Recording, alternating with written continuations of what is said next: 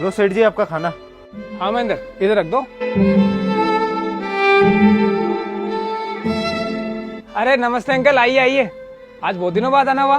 नमस्ते बेटा। वो क्या है, तुम्हारे पिताजी से मेरी फोन पर बात हो गई थी। उन्होंने बताया कि वो तो दुकान पर मिलेंगे नहीं, 4-5 दिन के लिए कि बाहर गए बताया। हाँ अंकल, पिताजी तो कोई काम से बाहर गए हैं, शायद 3-4 दिन तो लग ही जाएंगे उनको आने में। मेरी तो इच्छा थी कि मैं पर्सनली अपने हाथों से उन्हें काट देता। जो मेरे बेटा देखो कितना दूर पड़ता है, मैं वहां से चल के आया हूँ। फिर कोई बात नहीं, तुम मिल गए ना, ये कार्ड पकड़ो, अगले महीने मेरे बेटे की शादी है और पिताजी से कह देना कि सह परिवार आना है तुम्हें। जरूर अंकल, मैं पिताजी को आते ही बता दूंगा शादी के बारे में और कार्ड के बारे में, हम जरूर आएंगे। ठीक है बेटा, मैं चलता हूँ।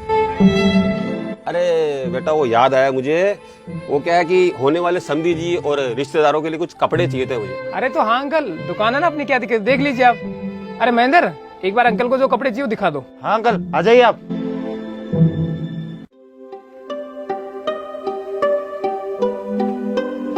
लीजिए अंकल, आपने जो सामान बोला वो मैंने सारा ला दिया। और कुछ चाहिए? बस बेटा बहुत हो गया। अच्छा ठीक है, आप उधर जाइए, मैं इसका है ना एक बार बिल बनवा देता हूँ और सेठ जी को बता देता हूँ। ठीक है। सेठ जी, मैंने आपका सारा बिल क्लियर कर दिया, उस 500 रुपये रखे मैं बाद में दे दूंगा। हाँ हाँ कोई दिक्कत नहीं नितिन भाई, आते जाते 1-2 दिन में दे जाना आप। ठीक है।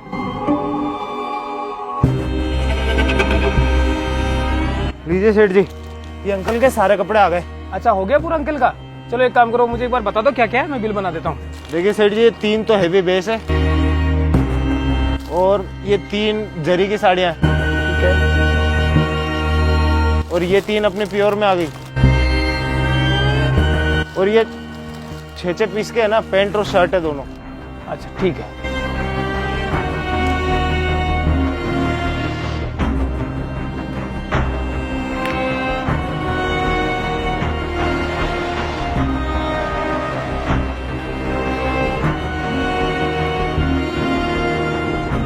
अंकल वैसे आपके हो गए 35,000 रुपये, लेकिन मैंने घर के हिसाब से पहले डिस्काउंट करके कि आपको बोलना ना पड़े 32,000 रुपये कर दिया। 32,000 रुपये कर दो मेरे को।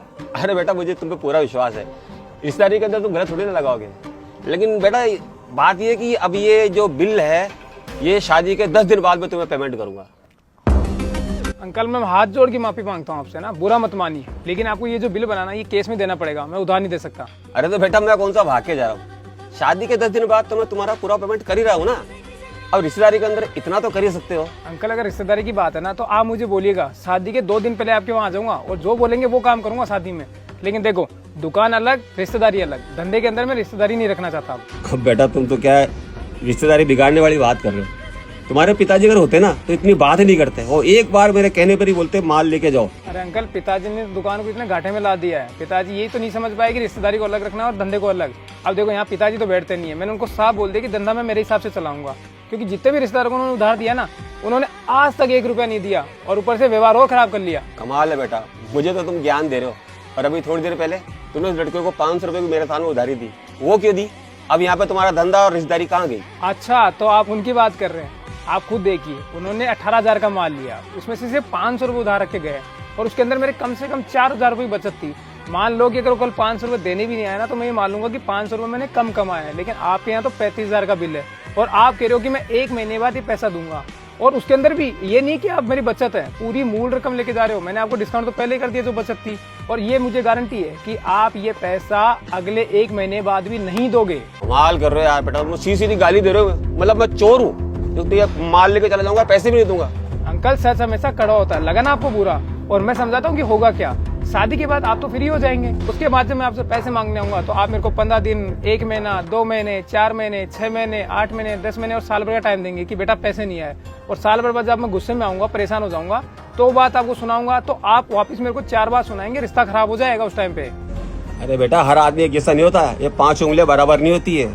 तुमने क्या गधे घोड़े सब एक समान कर दिए। अरे मैं ईमानदार आदमी हूँ और पैसा टाइम पे दूंगा, कभी रिश्ता खराब नहीं होने दूंगा। अंकल ये सब पहले कहने की बातें होती है, पैसा लेने के बाद कोई रिश्तेदार ऐसी बातें नहीं बोलता, बाद में तो झगड़े होते हैं। और आप मानोगे नहीं, ये जो मैं माल लेता हूँ ना दुकान में जितना भी, अगर वहाँ पे मैं 45 दिन के अंदर पैसा ना पहुँचाऊँ ना तो वहाँ मेरे 2 रुपए ब्याज का लगता है। आप तो मेरे को ब्याज का पैसा दोगे नहीं, ऊपर से मैं अगर बात बोलूंगा तो आप मेरे को पता नहीं क्या क्या सुनाओगे। इससे अच्छा है कि अंकल रहने दीजिए, मुझे उधारी देनी नहीं है, आपको रिश्ता रखना है तो रखिए। देखो नाराज होने वाली बात नहीं, लेकिन मैं उधार नहीं दूंगा।